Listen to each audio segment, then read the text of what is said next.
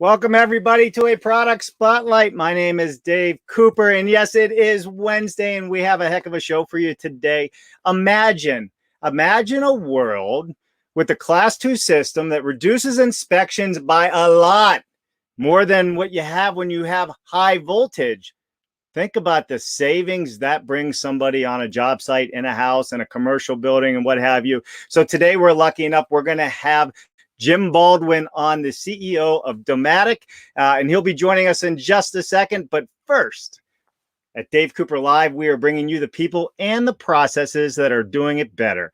Our guests and topics include experts in building systems, building science, building codes, and the tech used to build it better. We are seeking out the best and the brightest in construction and discovering all of the innovative buildings and how they come to life. So, but before we do any of that, we have to thank our sponsors. So first off, let's say thank you to Ben Hershey and Joe Butler from Forward Solutions Group.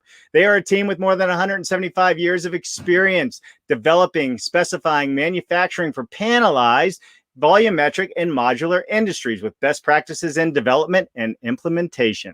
They offer consulting with investors, developers, manufacturers, and builders in using offsite manufacturing methods. Forward Solutions is driving companies to succeed where others have failed. To learn more, please reach out to Ben at forwardsolutionsgroup.com. And of course, we have Howick as a sponsor. Love Howick. Howick is a pioneer in technology of precision light steel roll forming machines. For over 40 years, their commitment to innovation in cold form steel, also known as light gauge steel, precision manufacturing, uncompromising quality, and exemplary customer service have defined the Howick way. Their commitment underpins the competitive advantage enjoyed by their customers. To learn more, visit their website, howickltd.com.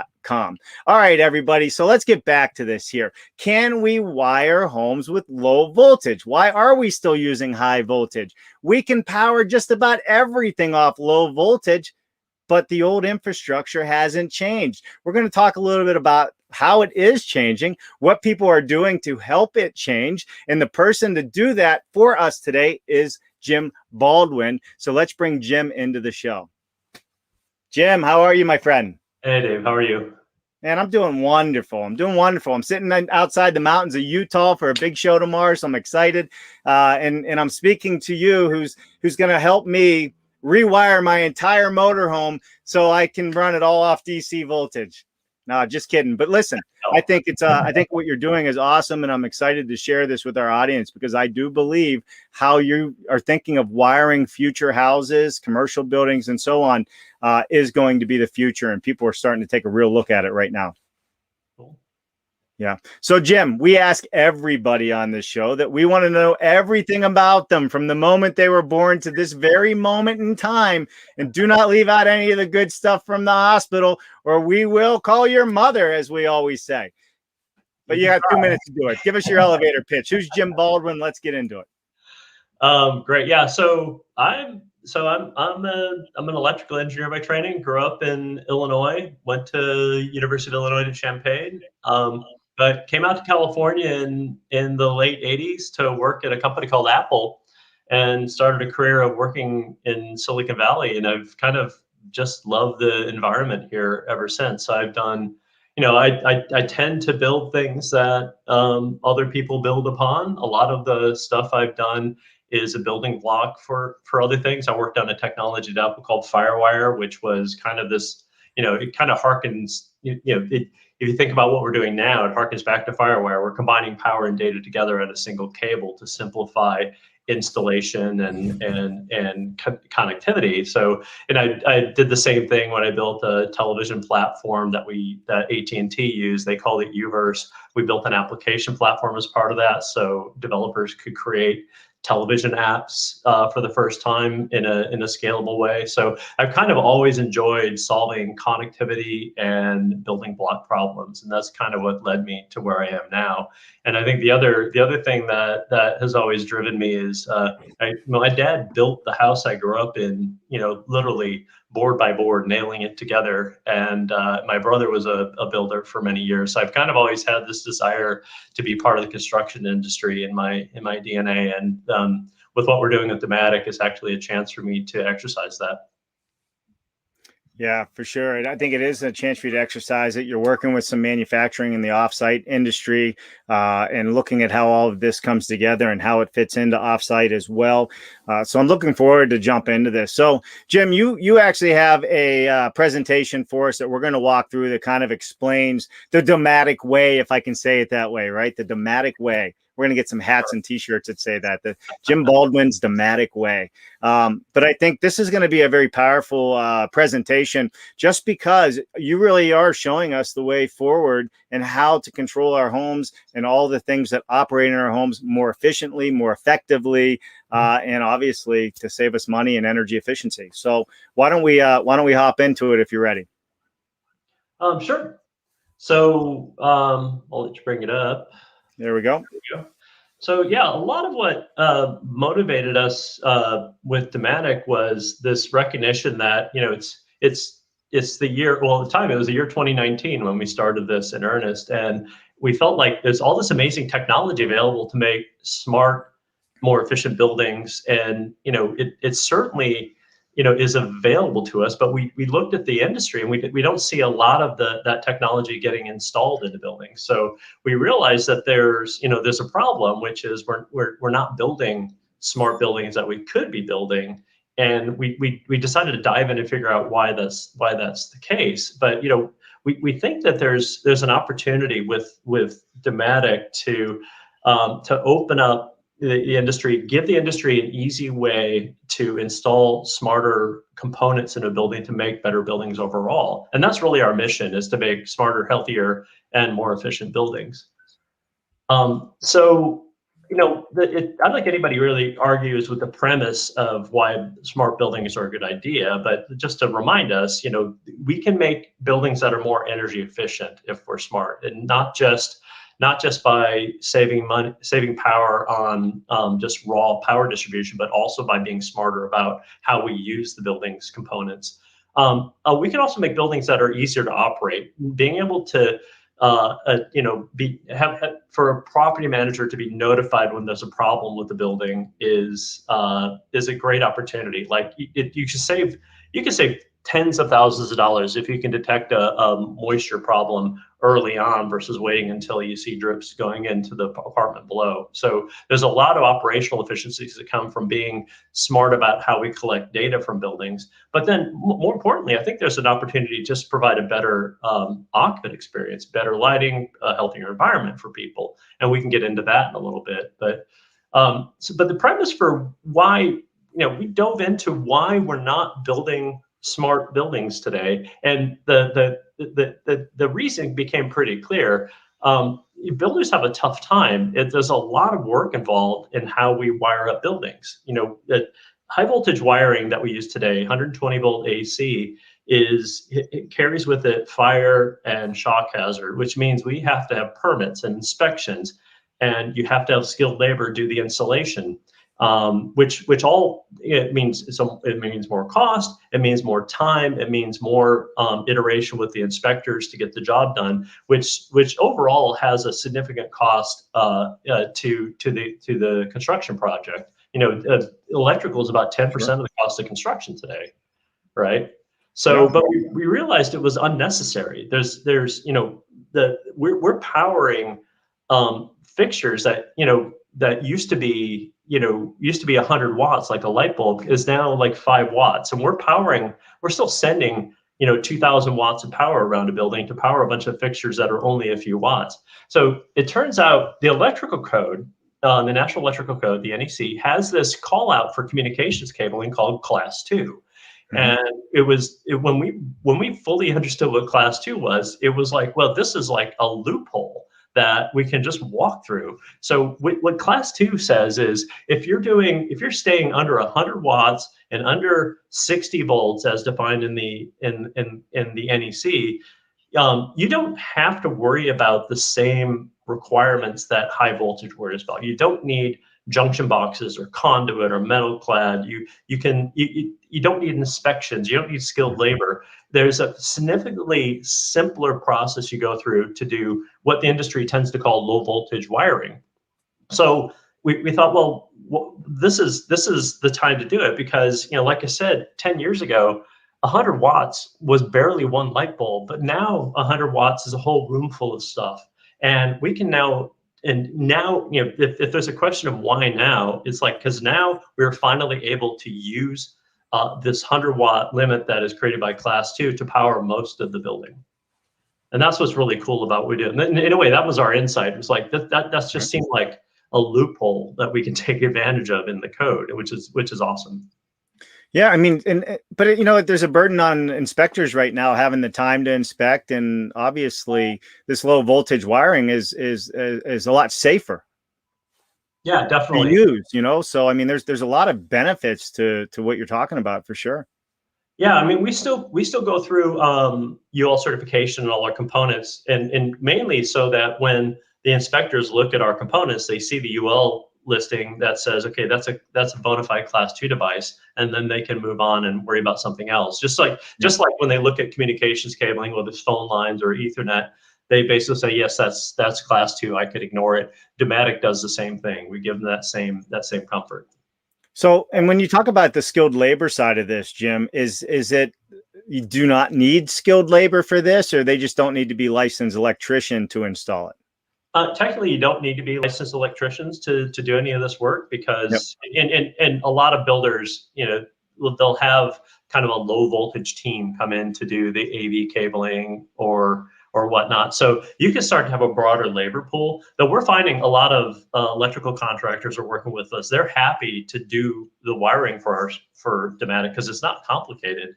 Yeah, and you know, they just see it as they're able to do more with the same team. So it's not necessarily about, you know, reduced cost of labor. It's just about allowing for a given amount of resource, you can do far more. Sure. Love it. So what we're really doing with Domatic is we're creating a system that combines power and data together on a single cable. If you're going to go to the trouble of wiring a building, we feel like you should also be wiring a data connection at the same time. So, you know, a typical wiring infrastructure, literally it's just two conductors. I'm holding, I don't know if you can see my camera here. I'm holding, you know, this is a blow it up with two conductors in it. And oh, here, I'll show you here. There you go. So it's like thermostat wire, right? It's really simple. We recommend 16 gauge, but you can get away with 18 gauge. And we're working on different systems for connectorizing it. It's very simple to have snap-in connectors that work with the system, so that, you know, we can build wiring harnesses, especially when we're talking about offsite construction. Right. Wiring harnesses that can simply be pulled through, and then fixtures can be snapped into place, so that the factory time can be optimized by preparing harnesses ahead of time. So yeah, so we're a Class 2 low voltage power distribution. So we stay within not just the NEC, but any local jurisdiction's definition of low voltage or Class 2. But what we're doing is that wire, that you think of, just imagine that red wire that has the 60 volts on it, it's wiggling. It's wiggling in a way that can communicate information. So it's every device that gets power from our network is able to talk over that same wire it's basically a hardwired connection for data at the same time. So we're not relying on wireless, which is fraught with issues around interference and obsolescence over time. By having a hardwired connection, we never have to worry about the standard changing and having to deprecate the use of a protocol. It's like the building gets its network and it's good forever. You know, so there's a lot of value in using hardwired connections, simply because you don't have to worry about evolving standards. So we distribute power and data. It's, you know, what's cool about it is, unlike other previous attempts at low voltage like power over Ethernet, you don't have to home run cables. You can literally, if you see in the picture I'm depicting it, you can branch and daisy chain arbitrarily to get to all your fixtures. So you know, you don't need the hubs, and you don't need home run cables coming back to the central infrastructure. A lot less wiring. You don't have to think about how the switches get wired in. Switches simply get attached to the network and they send messages. So the wiring ends up being a lot simpler. And it literally is just, a couple of wires that run around the building to attach everything. So so a couple things here, right? One, I'm hearing we don't need any plastic or metal junction boxes any longer is what I'm hearing. Two, if we think of this, it's just like a computer. The computer is running my camera, it's running the microphone, it's running the lights. So it's really the same concept, but we're just doing it throughout the house. And this is why you don't need to have those direct home runs. It's picking up the data sources that it needs for that particular fixture and then feeding the system or the computer, so to speak. Yeah, exactly. It's like it's basically we're creating a data network. If you're tech savvy, you know what an IP address is, and so every device in our system gets its own IP address, so they can all talk to each other and to the central controller.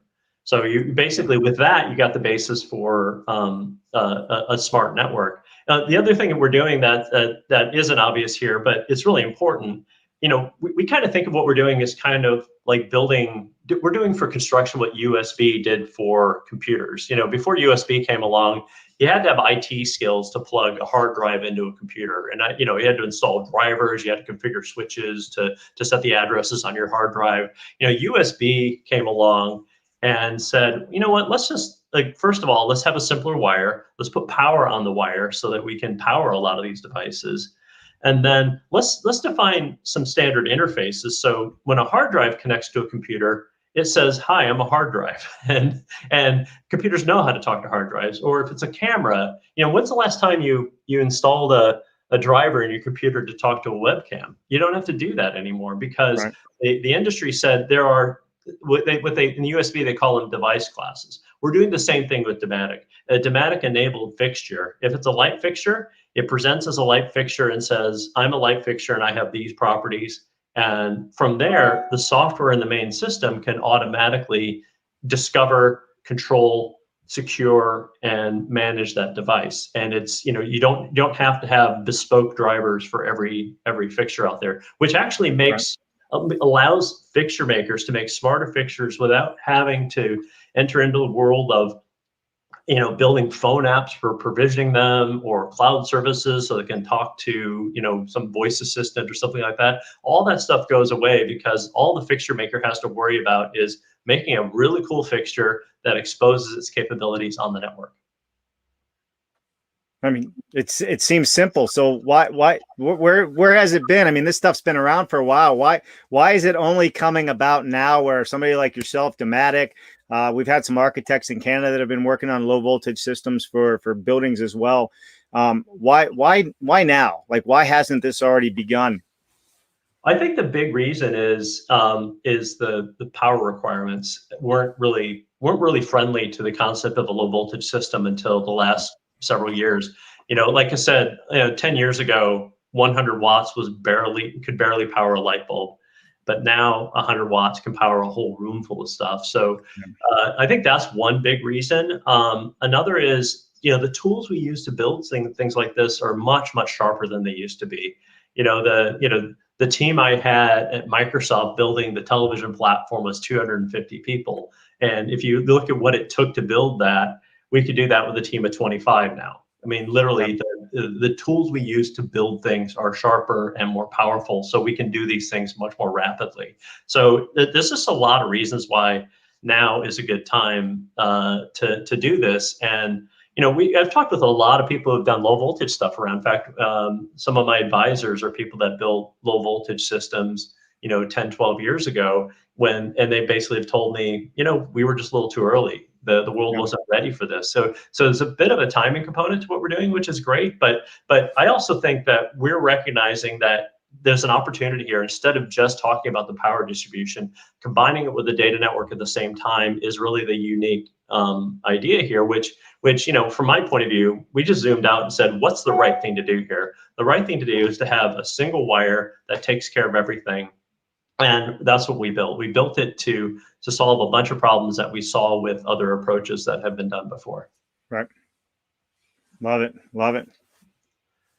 So the magic component that makes a lot of what we do possible is this power hub, and it's really the purpose of this device is really twofold. It is the thing that makes sure that the circuits that come out of this device that power the components in a building meet the Class 2 requirements. So it's effectively a current limiter.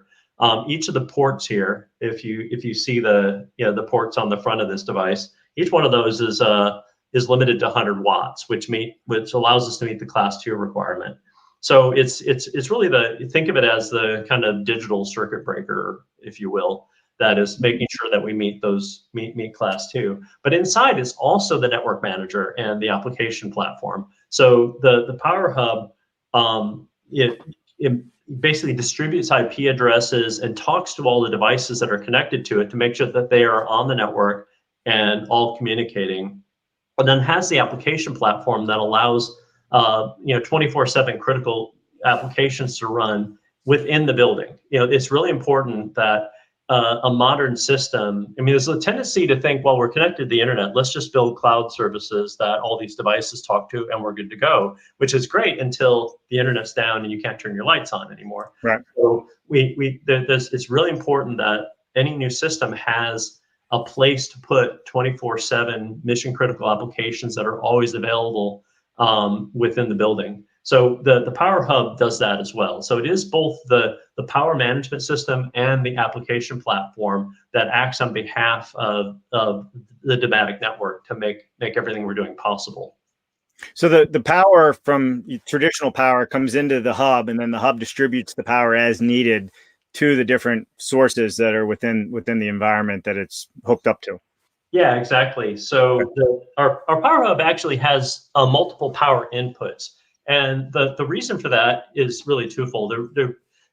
First of all, you might want backup power, and with some of our customers, we've actually built systems that allow you to not have special emergency lighting in the building. So when you lose primary power, today, you've got these, you've seen these ugly boxes that have a couple of spotlights on them and staircases. Yeah. We've been able to eliminate that stuff because we simply power the normal fixtures on a single battery backup that powers our system. So when we detect power loss, we switch over to backup battery and then reconfigure the lights in the building for a minimum power consumption egress mode, which allows us to meet a UL specification called UL 924 and ensure that there is sufficient power for people to exit the building during power outage if there's an emergency.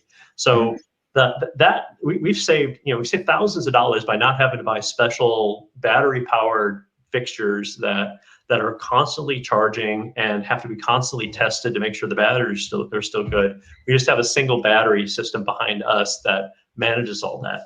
That's one reason. The other is if you have a solar installation, like in California, since the beginning of last year, all residential buildings are required to have solar. So now we're looking at a world where we have solar panels on the roof, which are DC power, and we have batteries that are charged when you have excess solar available to you. So you've got all this really great DC power available to you. If you convert that DC power to AC and back to DC, you're wasting half of the energy that we get from the sun, which is kind of criminal. It's so hard to get energy from the sun, and then we throw away half of it when we do all this power conversion. So that second power input ends up being, we can negotiate power consumption between what you get from the power company, what you get from your solar panel, and it doesn't have to be just a simple failover. It can be smart about when you use solar panels and when you use power from PG&E. So the power input to us is it's a flexible source that can be either AC or DC, and we just use the appropriate power based on what the application requires. I love it. I love it. All right, listen, everybody, if you're just joining us, we are live on LinkedIn, YouTube, Facebook, and Twitch. Jim, why are we live on Twitch?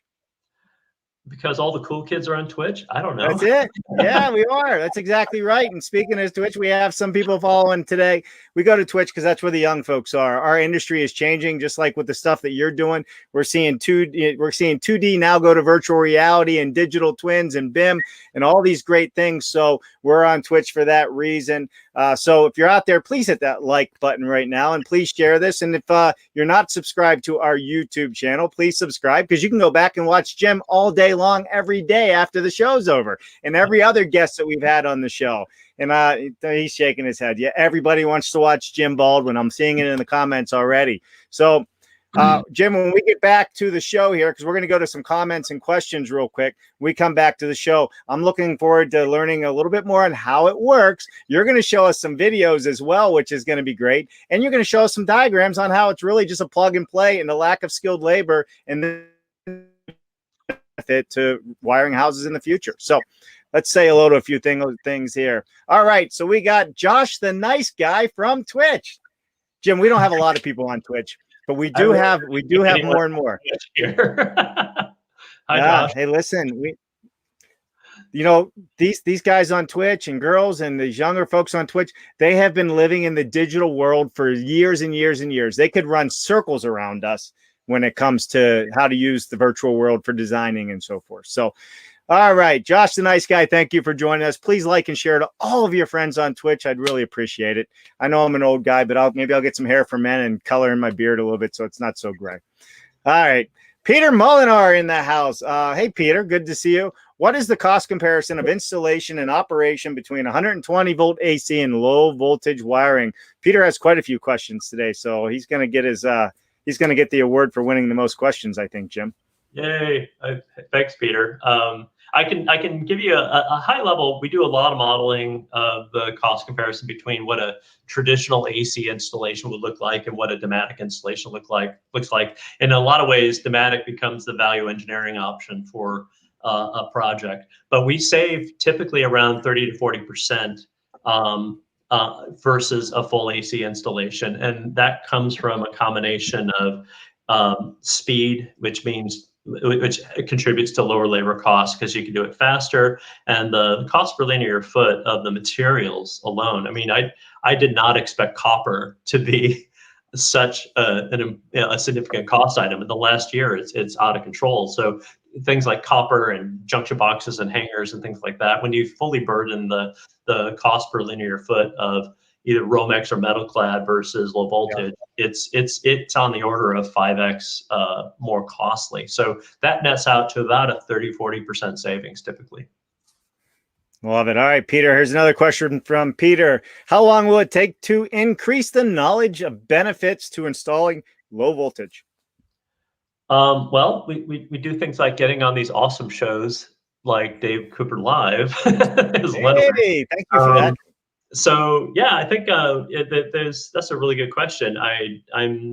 We are out to try to convince the world that this is a better way to do things. I'll note that our mission is to see this be successful as a concept. We're not trying to build a system where we're profiting from every possible little corner of the information stack here. We do see the need for creating an ecosystem, and you'll see as we get more into this that our motive is to have lots and lots of partners, and we have about 15 different fixture manufacturers working with us today, and we just want to see everyone understand the benefits of this. So we're learning where we as a business will participate and where we need to simply encourage the ecosystem to grow. And that's one way we'll make this happen, by just not getting in the way.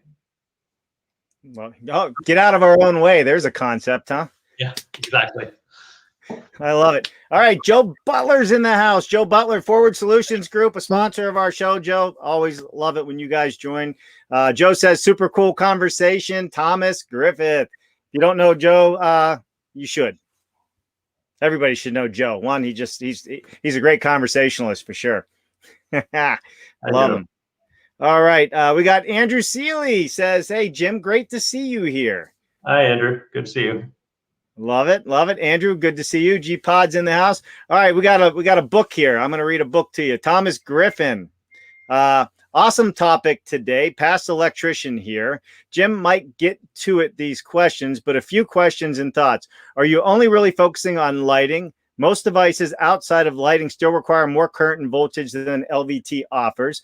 With power lights with LVT, you need to feed it from the line voltage, 120 volt, which would still require code compliance. Do you have larger power supply panels that would reduce voltage to LVT or class 2 levels? These would still require, maybe there's a follow-up. I haven't seen it yet to that. But all right, there's a lot to unpack there, but I have a feeling you have an answer. Yeah, I mean, so first of all, there's a surprising amount of stuff that can work at low voltage. You know, most of the fixtures in a building that I'm talking about, built-in fixtures. To be clear, we don't do 120 volt outlets. That, you know, that's going to be required by code for many years to come.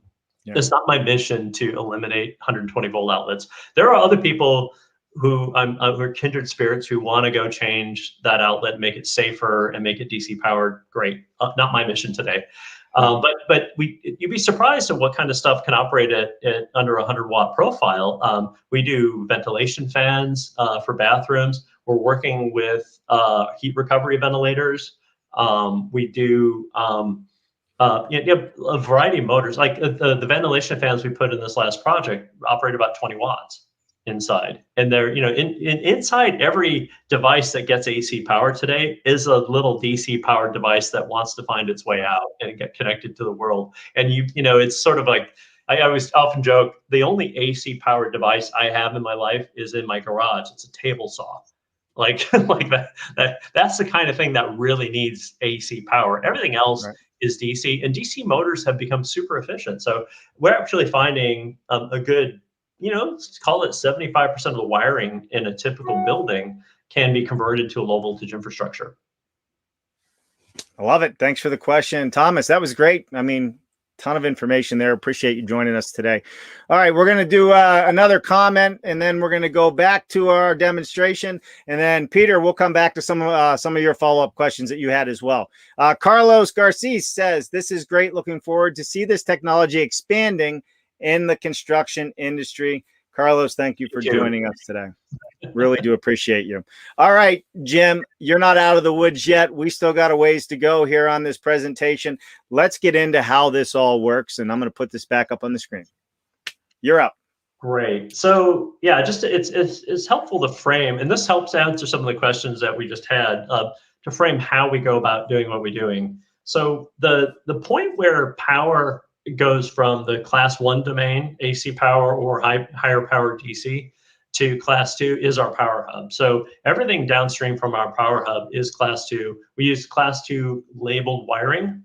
So it's very clear to inspectors that this is a class 2 system. You know, it's not unlike, you know, if an inspector looked at an Ethernet cable infrastructure like with PoE, they would say the same thing. There's no need to worry about the code requirements around that. So the key though is, like, how do you bootstrap this problem? So, you know, we can't just say, hey, everybody go make a Domatic fixture and have them all just start building them. So what we've done is we've done a bunch of work in designing hardware components that map into how fixtures are typically built, so that we make it super easy for a fixture maker to adapt their fixtures to work with our system. And indeed, in some of the early projects we did that adaptation ourselves. So a good example is, I'll show a picture of this in a second, but a lot of LED fixtures, this is a typical fixture right here. Let me blow it up. Sure. So this is a typical LED fixture that, you know, it looks like a square recessed light from the bottom. It's actually just a pancake. It comes with this box that needs to be nailed into the rafters somewhere.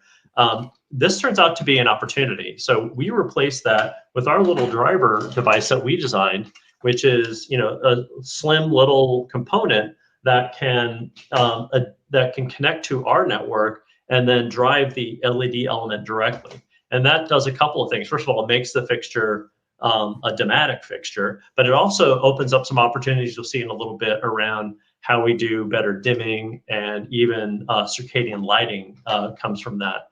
So we make a number of these fixtures. If you go back to the slide, a number of these drivers that we call them that are designed for a variety of the different fixture types. So there are a couple different ways an LED fixture can work. We can nerd out on it, but there's either voltage mode or current mode fixtures. There are a couple different ways you might drive a motor for a ventilation fan or a motorized blind or something like that. And then there are different types of devices. Sensors can either be connected with, sometimes it's a 24-volt indicator, sometimes it's a serial port or I squared C or something like that. So we've got some general purpose drivers that are designed to adapt a variety of fixtures to our system. We offer these as components to fixture makers, but also as reference designs, so they can take those reference designs and go build their own fixtures at will. So that's part of how we enable this ecosystem. And it's really important that we do what we can to get it started, but we don't want to get in the way as that ecosystem gets built up.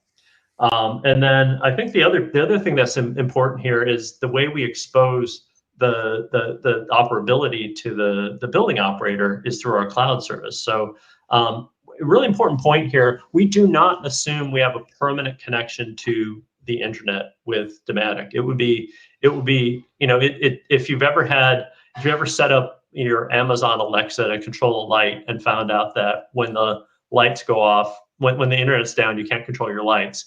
That's just unacceptable to us. So all the critical control happens within the building. So the communication between the power hub and all the fixtures, running those critical applications is a permanent connection.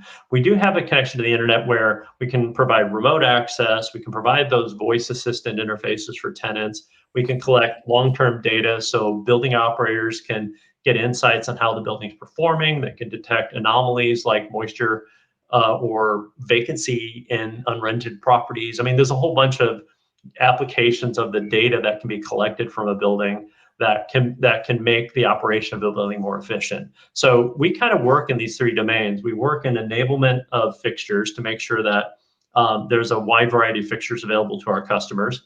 And we build this power hub, which honestly is the main thing we do there is we do the hardware design, but we also build the application platform and make it possible for people to write applications that add to what we've done. So also that's another place where we're trying to get out of the way.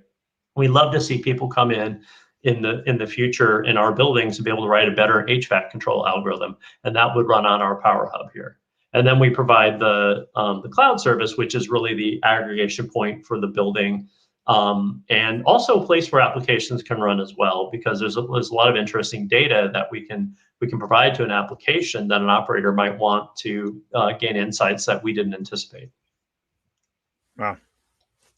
So how does the cloud play a role in all this? Like, can you break it down a little bit so people understand how the cloud plays a role versus just like keeping the data in the computer or the switcher in the house? Yeah, the cloud does a number of things. First of all, any digital system needs management. We need to make sure that we are keeping firmware up to date and it's seamless. And we know, the cloud is where the operator sees the view of the system in operation. So if a fixture fails, one of the things that we do that's kind of fun is we know how much current and voltage is being used by every fixture. So if a fixture starts to not consume enough power, that's a good sign that the LEDs are blown or that the motor's not working right. So we actually can take those anomalies out and provide them in an interface that the property manager can access. And the way that interface gets to the property manager, whether it's in a web browser or on their phone, goes through this cloud service that we created. This way, we can have a totally secure environment between these components, the power hub and all the devices, and then we have a secure way of connecting to the cloud so that we don't have too much any concerns over how the system operates, and we can provide a robust level of service to the operator. Perfect. Awesome. Thank you.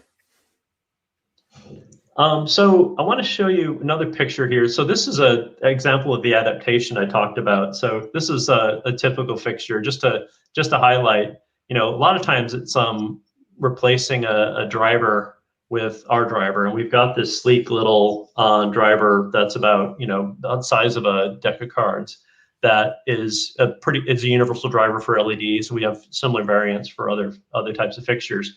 On the right side here, this is kind of cool. This is a fixture we just adapted this week. This is a light fixture from, I think this one's manufactured by Hubble, and it's a 8-foot long light fixture that has lights that aim up and down, and it's really intended for commercial applications.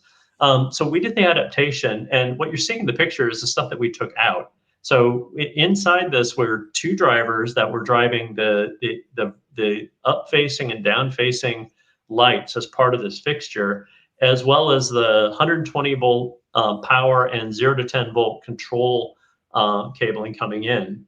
When we adapted, we took all that out and we replaced it with our little driver down here. So literally, this fixture now just has a single cable with 2 conductors in it, which is a lot more attractive. If you've ever seen one of these fixtures in the ceiling and you've got these snakes going up around this, these beautiful airplane wires holding the fixture in place, and then this ugly snake around one of the wires to get power and control to it, we've eliminated almost all of that. Now we're just down to literally, the smallest possible way of distributing power and control to that device. So it's kind of cool that we're actually giving fixture makers a way to make more attractive fixtures in the process too. What is that? About the size of a phone battery? It's about the size of a deck of cards. Yeah. And that's good for that driver can do up to about 60, 70 watts. I mean, we can do drivers that are higher power. You sometimes you size these things according to the application. We can do very small ones if the power requirement is very small. So we're looking at some driver designs that are just an inch by 2 inches kind of thing in order to fit into very, very tiny fixtures that don't require a lot of power. And it's like when you get away from the being stuck with AC power, there's a whole bunch of great stuff that comes from that. Then in the building infrastructure is kind of interesting. As I mentioned before, we don't have to worry about switches. Like, we don't run power through switches to get to light fixtures anymore.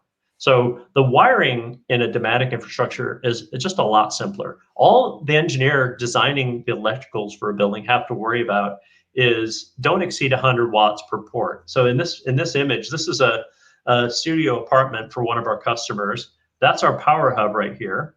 And what we've done is we grouped the fixtures into 100-watt groups, and there are 400-watt groups here. There's one here which has the door access control, so we actually have a smart lock system as part of our product.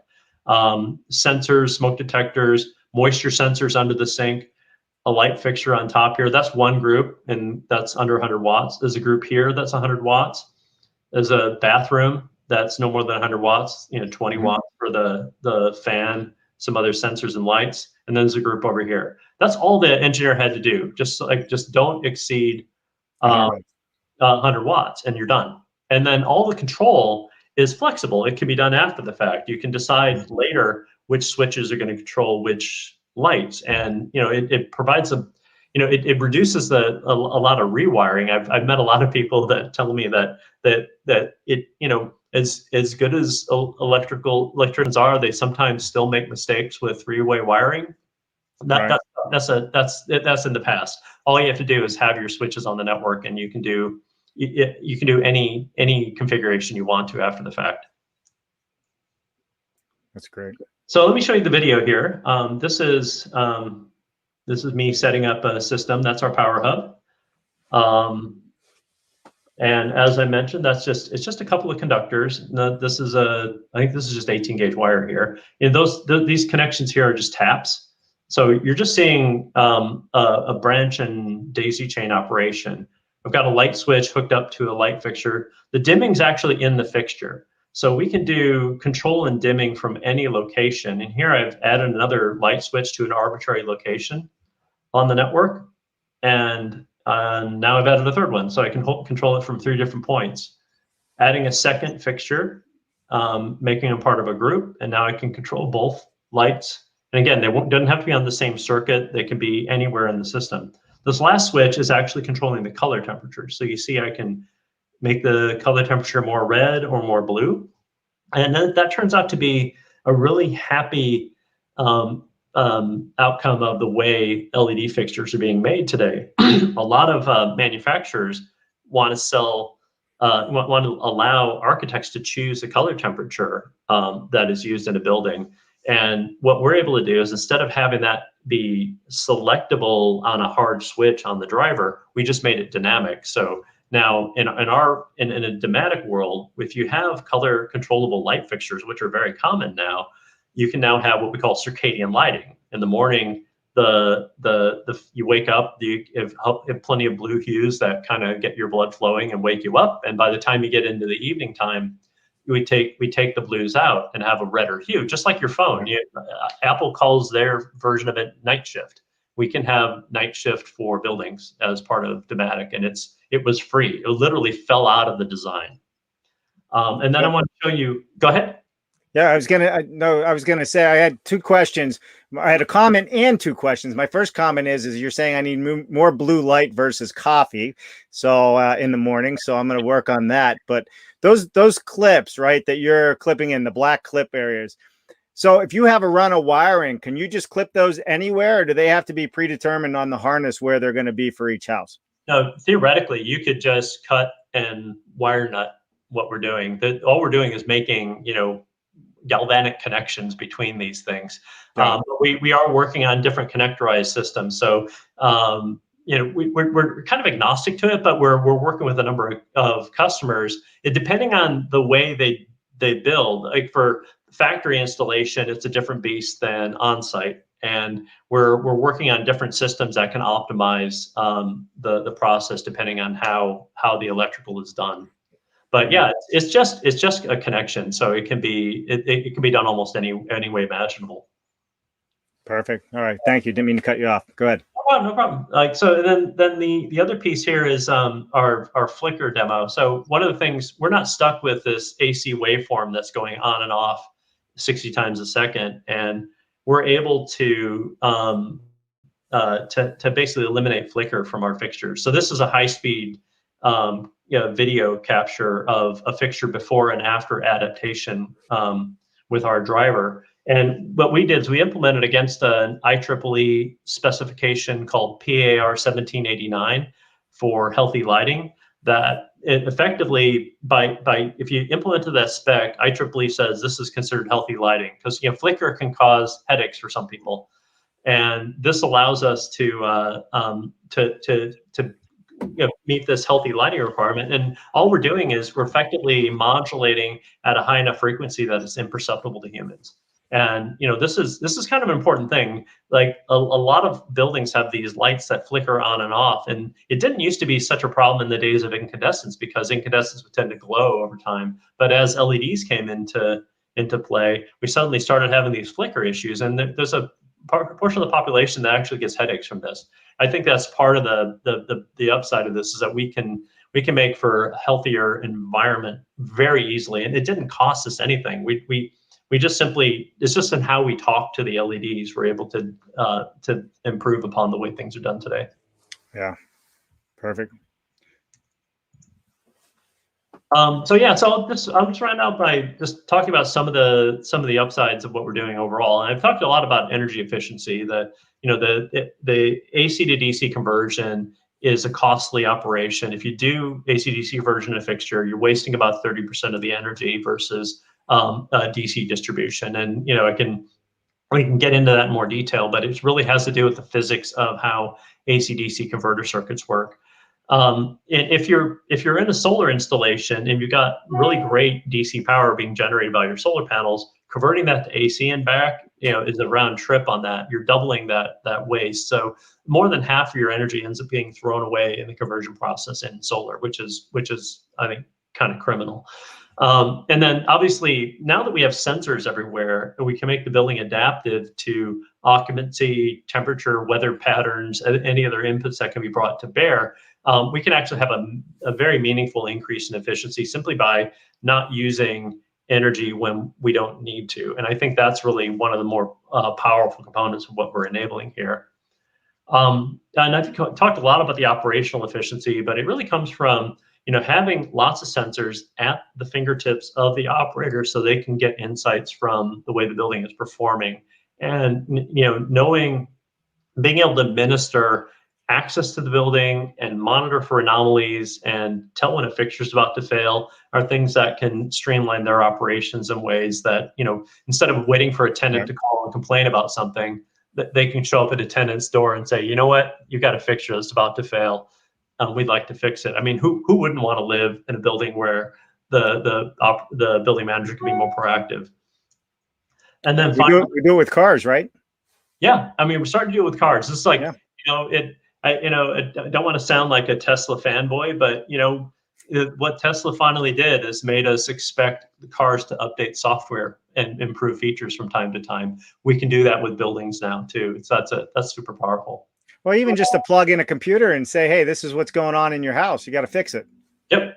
It's a new world, and it's not new in terms of the technology's been there for a while. What we're really doing with Domatic is making it finally easy for that technology to get into the building. Like we found that barrier to installation that was holding everyone back. And by turning it upside down and making it easier and faster to install than traditional wiring, we've finally opened up this opportunity to, take advantage of everything that's gone on in the last 10, 20 years. Right. Love it. All right, let me go back to your slides here.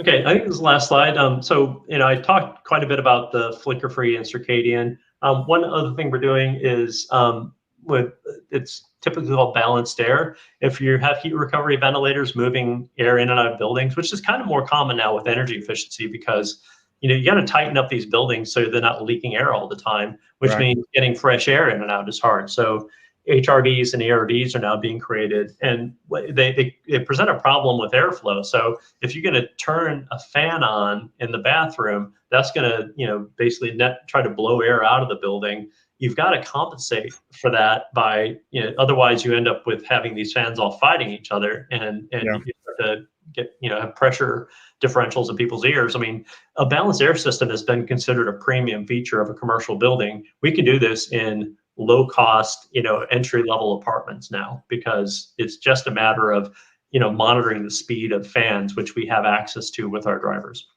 So that to me, like the overall better environment for occupants is one of the kind of surprise outcomes that came out of what we've done with Domatic. Well, I mean, and that's really it. Like, so, I mean, you're really looking at every aspect of the house that's consuming energy and how to reduce that energy by being more efficient with it. And I think, like you said, the automobile industry, it's kind of, we beat it like a dead horse in the offsite or construction industry, but they're doing what we should be doing. And, and I think we're going to not only catch up, we're going to surpass them here over time. I always say, Jim, Tesla should be out there driving around, and then they should come home, plug into our houses and charge our houses. Shouldn't be the other way around, right? Where we got to charge their car. I mean, it's kind of like a windmill, right? The wheels are turning. Why can't it create its own power? That's what my own thought. I think it's, I think the construction industry is the last one to recognize the value of closing the loop on data and performance management. I mean, we everything else in our lives, we optimize the experience by monitoring how things are used and improving them over time. We don't do that in buildings. We kind of build them, wash our hands, and walk away, which understandably from a business perspective. But I think if we have this ability to have smarter buildings, we can actually do a better job of making the buildings in the first place, make a better product. Start thinking of the building as a product that is an opportunity to learn over time, as opposed to just a one-off project that we want to run away from as soon as we finish it. Right. No, for sure. All right, let's get back to some comments and questions. But first, everybody, please hit that like and share button, and subscribe to our YouTube channel if you're not. And also, just so everybody knows, tomorrow we are live on location at the house that she built here in Utah, near Salt Lake City. Join us at 1 p.m. tomorrow. We are going to be live streaming on location with National Association of Home Builders and student chapters.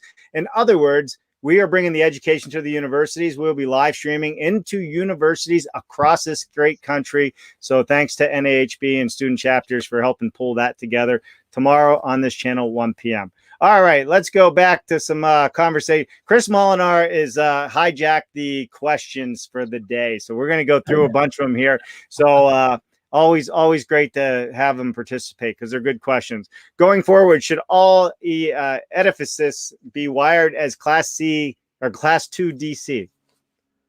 I think anything that can operate under 100 watts, it should take advantage of this opportunity. I think that's the way to think of it. I mean, there's still devices that are going to require more than 100 watts. I mean, we don't do heaters. Like a heater is really going to be a high power device. I think that the domain of solving that problem is in the world of like DC power distribution to do a better job of it. But if it can be Class 2, there's a huge advantage in how the system works. And we don't find a lot of devices that would be Class 1 devices that also would be appropriate for control. We're not, in a way, a lot of what we're doing with Domatic, we're not trying to do appliances. I'm not trying to make a port for your coffee maker to become part of your IoT system. That's a different domain. Maybe it's a different layer of the network, if you will. That's, we may contribute to that intelligence, but we're not out to make smart coffee makers. So yeah, I think a lot of the devices, the built infrastructure, the things that are permanently installed in the building, if they're under 100 watts, they should be part of a system like ours. Love it. All right, moving on. Great questions, Peter. Peter has more, so trust me, you're not off the hook yet, Jim. Not off the hook at all. All right. Let's see. Carlos says, this is looking great. Forward to seeing technology expand. I think we already did that one. We go back down. Here we go. Peter Molinar, is this comparable and or compatible with institutional commercial BAS systems? So I would say we are compatible. The idea is we've built our software stack with modern technologies for interfacing that make it very easy to integrate with an existing BAS system if necessary. Yeah. So we don't presume that we are the building management system for everybody, but we are building enough of a building management system that if you don't already have something you want to use, just want something simple, you can use our stack as is. But there are also really simple integration layers. We use, it's all web technology, HTTP, MQTT protocols, that kind of stuff that you'd expect us to do. I'm the big believer that standards are good for us and that we can stand on the shoulders of giants by leveraging them. So yeah, it's a very straightforward process to integrate with an existing building management system if need be. Love it. All right, let's move on down. Carlos did say pound efficiency first. I love it. All right, Peter Molinar, another question. Do the lights range from 2,700 to 5,000 or higher? That really depends on the fixture manufacturer, but yeah, we've seen fixtures that have, typically an LED fixture will have, that's controllable, have two strings inside. One is like 2,700, the other is 5,000, right? Or they may make different choices about that. So what we're actually doing is shifting the amount of light amount of energy that we funnel into the 2,700 versus the 5,000. That's how we get this effect of circadian control. I mean, that's the basic one. They could have multiples. They could have a third one in the middle that gives an even better quality of circadian control. But yeah, it really comes down to the choice of LEDs they use in the fixture. All right, here we go. Last comment / question today. So we are at our hour. Peter Molinar, in mentioning LVT wiring harnesses, how well does this lend itself to offsite modular construction? And let's take it one step forward, Jim, not just modular. How about panelization, SIPs, all these other things out there? Because you said something before the show that had my attention, and that is you can actually spackle this wire into your sheetrock seams if you wanted to. Yeah. So a couple different points there. First, on the offsite side, there's a huge opportunity to pre-build the harnesses. So you can have these wires that already have connectors on them. We're looking at systems like these Molex connectors here, so that you pull that wire through on the factory floor, and then you snap everything in together.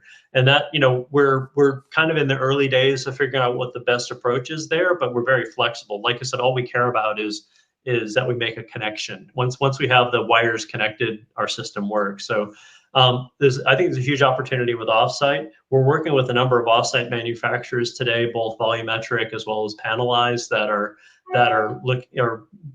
coming up with very creative ways of doing this wiring. And I think it's an area where, I guess in general, there's an opportunity to think of not just how we do the wiring, but how we set the building up for efficiencies after the fact. Some of our modular projects, we're looking at integrating the hallway lighting with the modules. So when you set these modules up, the common areas are already taken care of, which can save thousands of dollars after the set, in not having to bring another team in to install lights in the hallways. So we start to think of the whole building as part of it. That's a huge component. And then Dave's point about the low voltage and renovation is real. We're working on some renovation projects where we may not have to rip the walls out, which can be a big advantage when you think about asbestos abatement and problems like that you run into with renovations. So you can trench low voltage wires into plaster. You can fish them behind the wall if you need to. So you can fundamentally rewire a building without having to do a complete gut and tear down with our solution. So there's a lot of opportunity there. We're really starting to explore that more deeply with some of our customers too. Jim, thank you so much, man. This has been a wonderful conversation today. We had a ton of people tuning in from all the social media platforms, and I really appreciate everybody taking the time to join us and listen in.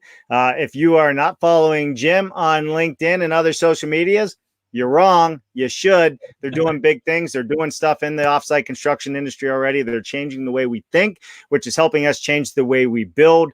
And that's what we're all about. We are tired of being in last place in this industry.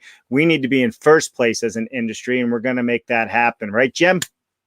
Yeah, I think so. I think the modular industry are among the most innovative forward thinkers that I've run into. And there's a huge opportunity to really build upon that. Yeah, there really is. And I mean, so many great people are doing so many great things like yourself, Jim. So we really appreciate you very much.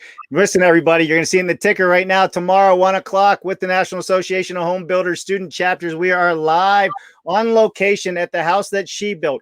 All women built this. I mean, every trade, every architect, designer, you name it, from the ground up. It's amazing. It's going to be a lot of fun to share because we need more women in this industry. We will go further, faster, and I truly believe that. And so I'm really excited about tomorrow. And then also on May 18th, Jim, we're going to be live on location in Idaho. That's right, folks. We're leaving Utah and going to Idaho by next week with AutoVol. We're going to be on site with Jim Murdoch, and we are looking forward to showcasing the show floor, the manufacturing floor. I can't get my words right.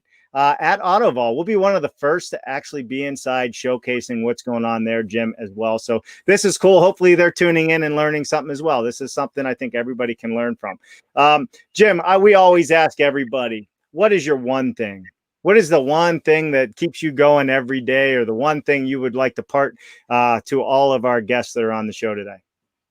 Oh, man. I just think, I hate to see an opportunity that is not taken advantage of, that's just sitting there waiting for us. And I think, if there's one thing I want to see the world take a big step forward here, and not just solve this little problem, but this is a step towards solving a whole bunch of other problems that come after this. And I just want to see us stop lingering around this little obstacle, get to the point where smart buildings are real. And maybe the one thing is I really want to see us create the moral equivalent of USB for construction. And if we can do that, then I think we open up a whole bunch of innovation that is not happening today. Love it. All right, perfect. So, all right, everybody, that's a wrap for the show today. Thank you so much for joining us. Jim, I know you're busy. I really appreciate you taking the time to come on the show today and educate the world on how we should be powering up our homes and our lives. So, all right, everybody. Oh, did I lose you, Jim? Oh, I think we lost you. Oh, no, I'm still here. I'm still here. You're Well, right. I was praising you, saying thank you, thank you, thank you. So we appreciate you taking the time for coming on today. All right. It was a lot of fun. That's a wrap, everybody. We'll see you next time, and we will see you tomorrow, 1 p.m. at the house that she built. I'm Dave Cooper. Thanks for watching. Bye now. Jim, stay right there. I'll come back to you after the outro.